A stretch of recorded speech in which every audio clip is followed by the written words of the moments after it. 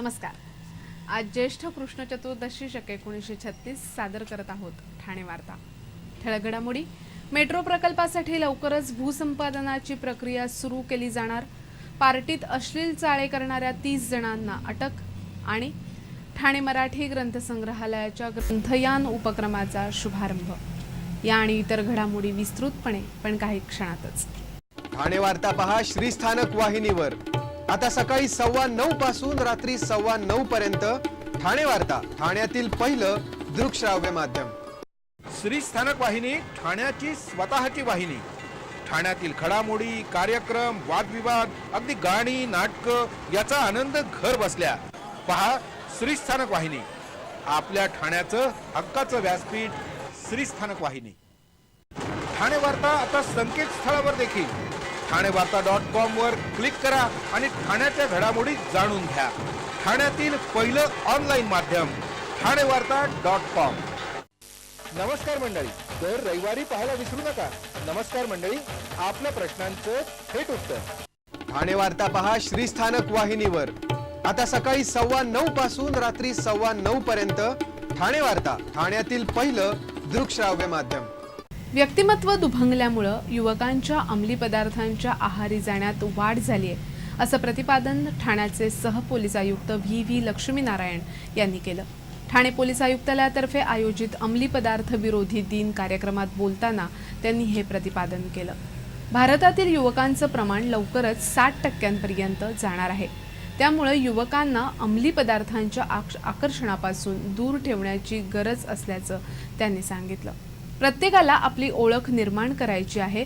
या ओळख निर्माण करण्यातूनच अपयश आलं की नैराश्य येतं आणि त्यातूनच युवक वर्ग अंमली पदार्थाच्या आहारी जातो।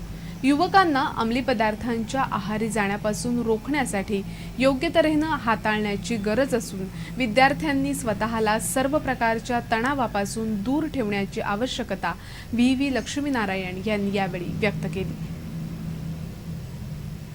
ठाणे मेट्रो प्रकल्पाच्या सर्वेक्षणाचं काम सुरू असून प्रकल्पग्रस्तांना योग्य तो मोबदला देऊन ठाण्यातील मेट्रो प्रकल्पाचं काम लवकरच पूर्णत्वास नेलं जाईल, असं आश्वासन मुंबई महानगर प्रदेश विकास प्राधिकरणाचे आयुक्त UPS मदान यांनी दिले।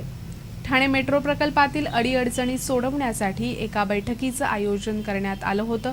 या बैठकीत मदान यांनी हे आश्वासन दिलं। ठाण्यामध्ये मेट्रो प्रकल्प सुरू व्हावा यासाठी शिवसेनेनं बराच पाठपुरावा केला, पण शासनाकडून आश्वासनांपलीकडे काहीच होत नव्हतं। या प्रकरणी ठोस कार्यवाही व्हावी यासाठी सर्व संबंधितांची बैठक बोलवण्याची मागणी शिवसेनेचे आमदार प्रताप सरनाईक यांनी केली होती।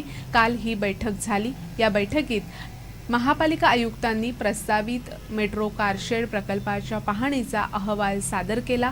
प्राधिकरणाचे आयुक्त UPS मदान यांनी कारशेडसाठी लवकरच जमीन संपादनाची प्रक्रिया सुरू केली जाणार असून प्रकल्पग्रस्तांना योग्य तो मोबदला देऊन ठाणे मेट्रो प्रकल्पाचं काम पूर्ण केलं जाईल, असं आश्वासन यावेळी दिले।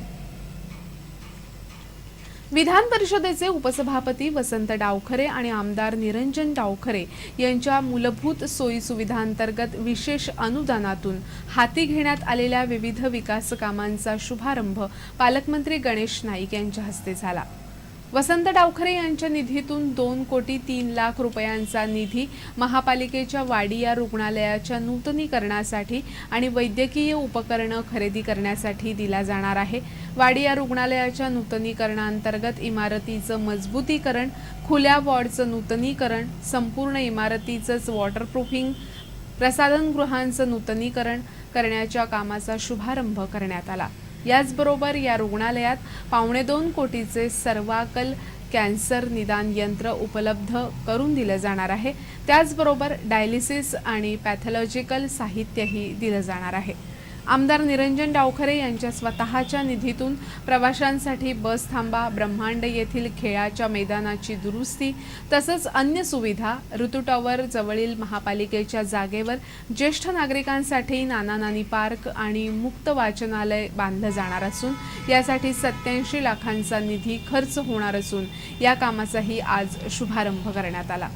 ब्रह्मांड येथील मैदानाभोवती संरक्षक भिंत, क्रिकेटसाठी खेळपट्टी, चालण्यासाठी रस्ता, मैदानात हिरवळ, LED दिवे बसवणं अशा कामांसाठी 62 लाख खर्च केले जाणार आहेत, तर 3 हात नाका इथे प्रवाशांसाठी निवारा बांधण्याकरता 5 लाखांचा खर्च केला जाणार आहे। वाडिया रुग्णालय नूतनीकरण, 3 हात नाका येथील बस थांबा आणि ब्रह्मांड मैदान सुशोभीकरण अशा तिन्ही कामांचा आज शुभारंभ झाला। ठाण्यातील ओवळा परिसरात असलेल्या एका बंगल्यात वाढदिवसानिमित्त आयोजित पार्टीत अश्लील चाळे करणाऱ्या 30 जणांना कापूरबावडी पोलिसांनी अटक केली आहे। ओवळा येथील तिरुपती संकुलात असलेल्या या बंगल्यात हातीम लाकडावाला यांच्या वाढदिवसानिमित्त एका पार्टीचं आयोजन करण्यात आलं होतं। या पार्टीत मद्याच्या धुंदीत अश्लील चाळे करणाऱ्या 30 जणांना कापूरबावडी पोलिसांनी अटक केली। यामध्ये 16 पुरुष आणि 14 महिला आहेत। या ठिकाणी रेव पार्टी सुरू असल्याची माहिती पोलिसांना मिळाली होती, त्यानुसार पोलिसांनी छापा टाकून ही कारवाई केली। ठाण्यामध्ये इतके दिवस खासगी इमारती पाडण्याचं लोण होतं, पण आता महापालिकेनं बांधलेल्या प्रवेशद्वाराचाही काही भाग पडू लागलाय। काल मुंब्र्यातील महापालिकेनं उभारलेल्या प्रवेशद्वाराचा काही भाग पडला। या प्रवेशद्वाराखालून त्यावेळी जाणाऱ्या एका महिलेच्या डोक्यावर हा भाग पडल्यानं ही महिला किरकोळ जखमी झाली। मुंब्र्यातील किस्मत कॉलनी इथे महापालिकेनं हे प्रवेशद्वार उभारले। रात्रीच्या सुमारास या प्रवेशद्वाराचा काही भाग कोसळल्यानंतर धोकादायक असलेला भाग आपत्ती व्यवस्थापन कक्ष आणि अग्निशमन दलाच्या पथकानं पाडून मोकळा केला। ठाणे वार्ता पहा श्रीस्थानक वाहिनीवर। आता सकाळी 9:15 पासून रात्री 9:15 पर्यंत ठाणे वार्ता, ठाण्यातील पहिलं दृकश्राव्य माध्यम। आपला परिसर स्वच्छ आणि सुंदर ठेवण्यासाठी ठाणे महापालिकेत सहकार्य करा। ओला सुका कचरा वेगवेगळा जमा करा आणि रोगराईपासून मुक्तता मिळवा। श्रीस्थानक वाहिनी ठाण्याची स्वतःची वाहिनी। ठाण्यातील घडामोडी, कार्यक्रम, वादविवाद, अगदी गाणी, नाटकं याचा आनंद घर बसल्या पहा श्रीस्थानक वाहिनी। आपल्या ठाण्याचं हक्काचं व्यासपीठ श्रीस्थानक वाहिनी। ठाणे वार्ता आता संकेतस्थळावर देखील ठाणेवार्ता.com वर क्लिक करा आणि ठाण्याच्या घडामोडी जाणून घ्या। ठाण्यातील पहिलं ऑनलाईन माध्यम ठाणेवार्ता.com। डॉक्टर आणि रुग्णांचं पिढ्यानपिढ्यांचं जिव्हाळ्याचं नातं म्हणजेच डॉक्टर बेडेकर हॉस्पिटल।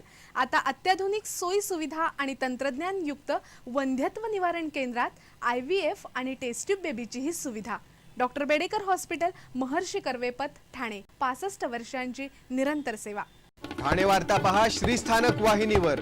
आता सकाळी 9:15 पासून रात्री 9:15 पर्यंत ठाणे वार्ता, ठाण्यातील पहिलं दृकश्राव्य माध्यम। ग्रंथ आपल्या दारी अर्थात ठाणे मराठी ग्रंथ संग्रहालयाचं फिरतं वाचनालय म्हणजे ग्रंथयान या उपक्रमाचा शुभारंभ महापालिका आयुक्त असीम गुप्ता यांच्या हस्ते झाला। ठाणे मराठी ग्रंथ संग्रहालयाकडे सध्या 3,500 सभासद असून 1,40,000 पुस्तकं आहेत। ठाणे मराठी ग्रंथ संग्रहालयाचं हे ग्रंथयान विविध निवासी गृहसंकुलात ठराविक वेळेस भेट देणार आहे। ठाणे आता अवाढव्य वाढलं असून घोडबंदर, पोखरण नंबर 1, खारेगाव अशा परिसरातून पुस्तकं बदलण्यासाठी येण्याकरता खर्च बराच येतो। यासाठी मराठी ग्रंथ संग्रहालयानं ही सुविधा उपलब्ध करून दिली आहे। या ग्रंथयानात मराठी बरोबरच हिंदी, इंग्रजी भाषेतील पुस्तकंही उपलब्ध करून दिली जाणार आहेत। सर्व भाषिक वाचकांना वाचनाचा आनंद मिळावा हा यामागचा उद्देश आहे। या ग्रंथयानामध्ये 10,000 पुस्तकं ठेवण्याची सोय आहे।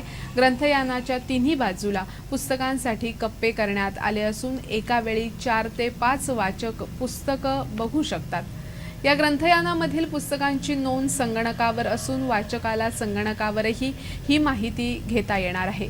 हे ग्रंथयान वातानुकूलित असून पावसाळ्याच्या अथवा कडक उन्हाच्या दिवसांमध्ये संरक्षणासाठी छताची योजना करण्यात आली आहे। ज्या भागात 100 सभासद मिळतील त्या भागात ग्रंथयान नेण्याची योजना आहे। सुरुवातीस वागळे, वर्तक, शास्त्रीनगर, पोखरण 1 आणि 2, घोडबंदर आणि खारेगाव परिसरात ग्रंथयानाची सुविधा उपलब्ध करून दिली जाणार आहे। ग्रंथयानाला प्रतिसाद मिळेल त्याप्रमाणे ग्रंथयानाची संख्या वाढवण्याचा मानसही यावेळी व्यक्त करण्यात आला। जसे सभासद वाढतील तशा सुविधा वाढवण्याचा विचार असल्याचं यावेळी सांगण्यात आलं। ज्या शाळांमध्ये ग्रंथालयाची सुविधा नाही अशा शाळांमध्ये ग्रंथालयाचा बालविभाग नेण्याची संकल्पना असल्याचं यावेळी सांगण्यात आलं। या ग्रंथयानाची सजावट सुप्रसिद्ध चित्रकार विजयराज बोधनकर यांनी केली आहे। दिवाळीपूर्वी आवश्यक असलेली निविदा प्रक्रिया पूर्ण करून मुंबई महानगर विकास प्राधिकरणानं मेट्रोच्या प्रत्यक्ष कामास सुरुवात करावी, अन्यथा तीव्र आंदोलन छेडण्याचा इशारा शिवसेनेनं दिलाय.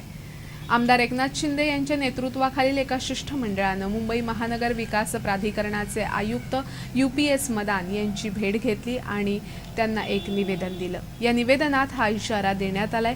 यावेळी झालेल्या बैठकीत मेट्रो प्रकल्पातील अडथळ्यांवर मात कशी करता येईल यावर चर्चा करण्यात आली.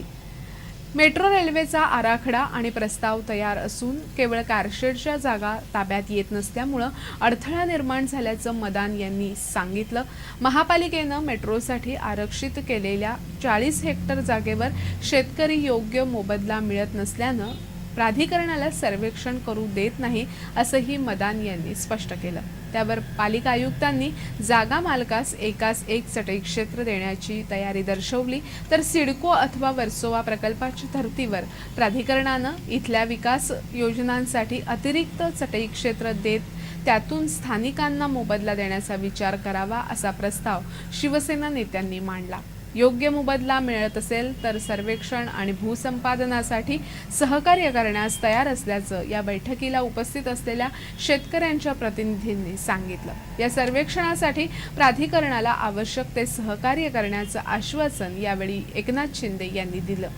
ठाणे शहरातील अंतर्गत वाहतूक व्यवस्था सक्षम करण्यासाठी ठाणे महापालिकेकडून सुरू असलेल्या प्रयत्नांना सहकार्य करण्याचं आश्वासनही प्राधिकरणाचे आयुक्त UPS मदान यांनी या बैठकीत दिलं.